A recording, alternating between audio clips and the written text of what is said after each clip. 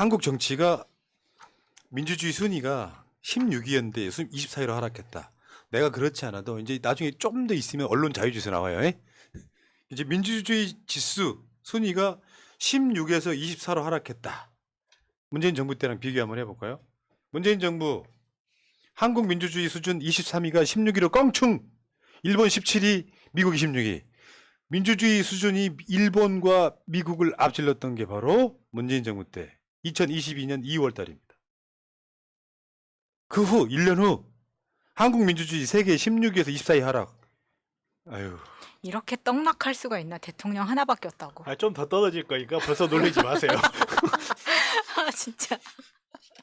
야, 이렇게 돼. 좀 있으면 봐봐요. 언론 자유지수 또 쫙 떨어질 거예요. 이게 아무것도 아닌 것 같죠. 그냥 한번 생각해봐요. 우리가 다른 나라 생각했을 때 어떤 나라가 언론 자유지수가 높네 마네 이렇게 생각할 때요. 또는 그 나라 민주주의 생각하면은 되게 순위가 높은 나라들이 어디냐면 북유럽. 북유럽. 그러니까 복지국가들이 민주주의 순위도 높아. 거기는 일반적으로 윤석열이 말한 지는 자유를 외치면서 사실은 자유를 압살하고 있는 자잖아요. 근데 이 나라는 언론 자유지수도 높고 민주주의 순위도 높아. 그러면 사람들이 호기심이 가잖아. 결국 이미지가 좋아지잖아요. 진짜 민주주의 국가인가 보다. 또 이런 놈들이 꼭 북한을 욕해요. 북한하고 똑같으면서. 그러니까. 그리고 또 이게 외교적 문제도 또 돼요. 뭐 우리나라가 민주주의인 거 언론 자유 지수 언제 뭐 이걸 누가 왜 외교 문제가 되느냐 생각하는데 미국 같은 경우는요. 그나라 민주주의 지수가 낮으면 자기네들 명분이 없기 때문에 단교해 버립니다, 진짜로. 그 대표적인 애가 사우디아라비아 아니에요. 언론인 죽였다가 지금 이게 민주주의 지수가 낮아진다는 게 그냥 우리끼리 우리 국가 내에서 뭐 어떤 정체성 문제 이런 문제가 아니에요. 대외 관계에서 문제가 일어나는 거예요. 다들 민주주의 국가인데 야 쟤는 민주주의 국가인데 이상해. 무늬만 민주주의야. 같이 안 놉니다, 당연히. 지금 여러분들이 잘 아시는 영국의 유명한 주간지 이코노미스트 그 회사의 부설 경제 분석기관 이코노미스트 인텔리전스 유닛 여기가 이제 해년마다 이걸 발표를 하는 건데 무슨 일이 있었냐고 물어볼 거야. 순위가 그렇게 갑자기 떨어질 수가 없잖아요. 쉽게 표현하면 1년도 안 돼서 말아먹은 거죠. 나라를 말아먹은 거라고. 그러면서 아까 보는 것처럼 한국 정치는 정확하게 이런 표현 쓰지는 않았습니다만 내가 이걸 의역하면 정치 탄압에 전념했기 때문에 순위가 저렇게 무려 7단계가 하락한 거죠. 라이벌 정치인들을 쓰러뜨리는 데에 정치적 에너지를 쏟고 있다.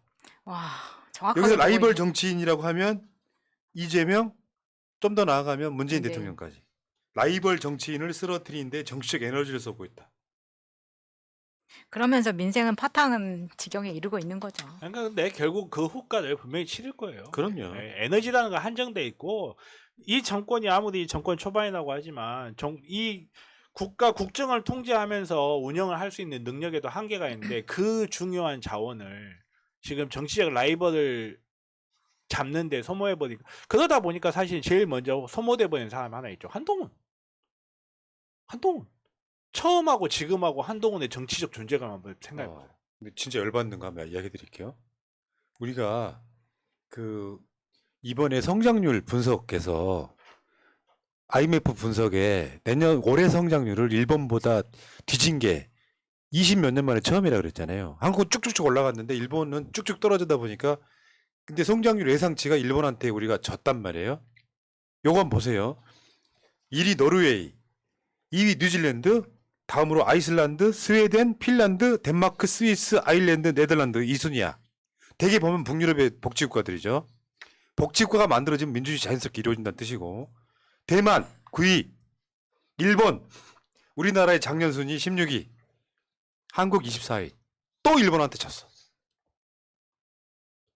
일본은요 여러분 생각보다 한국이 일본을 이겼던 이유 중에 하나가 그 나라 민주국가 아니에요. 민주국가 예. 아니죠. 돈 많은 북한. 돈은 많은데 일당 독재로 계속 이루어지면서 정권을 안 바꾸다 보니까 엄청 썩어버리고 나라는 경제는 망해갔던 나라인데 그 나라가 16위가 됐고 한국은 24위로 떨어진 거. 와, 더 열받는 게 뭐냐면요. 한국이 떨어지니까 일본이 그나마 버티는 거예요. 내년 또 떨어질 거야. 경제도 그렇고 정치적인 것도 그렇고 한국이 경제적으로 한국이 돈을 못 벌면 그 돈 어디로 가겠어요? 일본. 중국하고 일본으로 가는 거예요.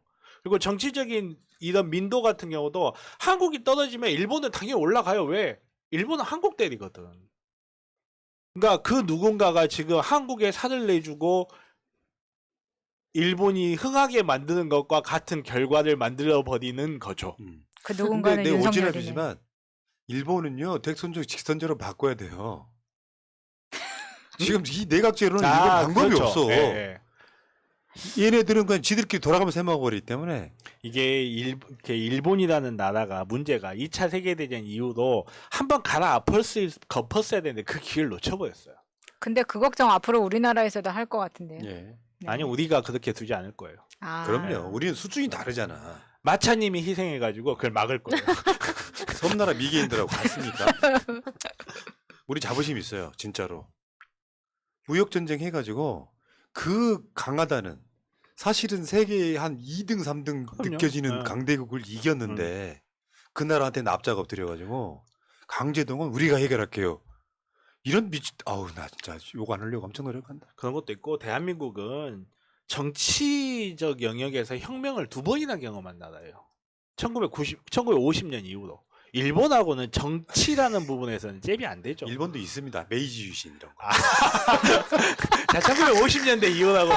아니 근데 일본은 메이지 유신에서 정치적 권력이 바뀌는 것 같은 착각은 들었는데 사실은 천황이 아직 그대로 있어요. 그리고 한국도 있잖아요. 10월 유신. 그 아, 유신이 72세대셔가 반찬 받으신 분. 알겠습니다. 진짜 후진 정권 한번 보여주세요. 이게 후진 정권이라는 게 되게 중의법적인 건데 후진하다의 후진. 그리고 우리가 보통 속되게 쓰는 말 후지다. 이 후지다. 표현에 후진 정권이라는 게 있고요. 저 후진 정권을 그냥 두면 안 되겠죠. 1년 만에 8단계군요. 제가 산수를 못 해가지고 16에서 24이면 8단계네요. 진짜 계산이 이렇게 안 되나요? 합의와 타협, 시민의 삶 개선보다는 정적 제거에 정치적 에너지를 쏟는다. 일본에 역전된 한국의 민주주의. 그러니까 저 정적 제거하느라 사실 제일 최근에 와닿는 거는 전세 사기범 잡는 데에도 그렇게 시간이 오래 걸릴 일입니까? 그런 거 하나도 특히나 본인이 검찰 그것도 문재인 출신임에도 정부 불구하고 탓이라고 그랬잖아 지금. 문재인 정부가 내버려뒀다고. 그때 검찰이 누군데? 아니 저는 더 미운 게 기레기들이에요. 기레기들. 네. 솔직히 대한민국 최고의 전세 사기범들은 기레기들입니다. 네, 그렇죠. 알겠습니다. 여기서 한번 끊고요. 저 소제목을 지지율 하락 떡락 이렇게 대충 바꿔주세요. 한번 끊고 가겠습니다.